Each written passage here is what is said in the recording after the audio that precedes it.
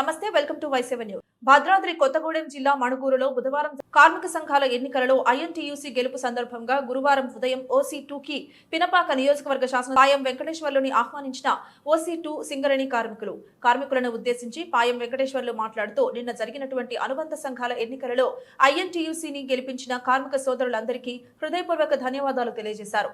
ఈ కార్యక్రమానికి సింగరేణి ఐఎన్టీయూసీ నాయకులు, కాంగ్రెస్ పార్టీ నాయకులు, సింగరేణి కార్మికులు పాల్గొన్నారు.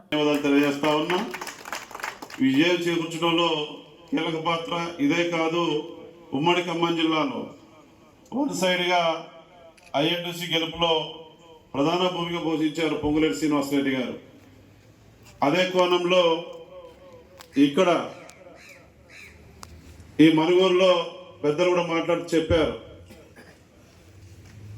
చాలా విషయాలు.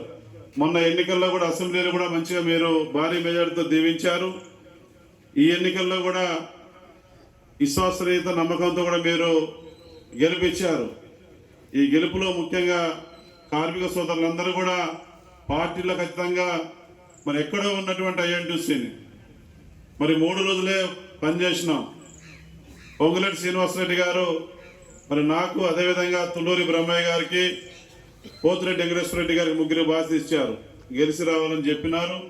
పగలు రాత్రులు నిద్రపోకుండా నాయకత్వాన్ని కలుపుకొని, పార్టీ నాయకత్వం, యూనియన్ నాయకత్వం కలుపుకొని మిమ్మల్ని అందరూ కూడా కోఆర్డినేట్ చేసుకుంటూ మరి గెలిపే లక్ష్యంగా పనిచేయడం జరిగింది. దానికి అందరూ కూడా సపోర్ట్ చేసినారు. వారందరినీ కూడా మర్చిపోవాలనే విషయాన్ని గుర్తు చేస్తా ఉన్నా. సరే, యూనియన్లుగా మన పెద్దల నాయకులు చెప్పినట్టుగా నిన్నటి వరకు ఎవరి యూనియన్ వారిది, ఎవరి సిద్ధాంతం వాళ్ళది, దాన్ని కట్టుబడి జెండాను పట్టుకొని పనిచేసి ఉండొచ్చు. అవి నిన్నటి వరకే చూడాలి మనందరం కూడా.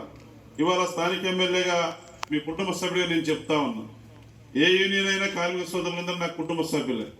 మీకు ఏ ఇబ్బంది వచ్చినా, కష్టం వచ్చినా డైరెక్ట్గా రావచ్చు. ఈ బాధ ఉంది, సమస్య ఉంది,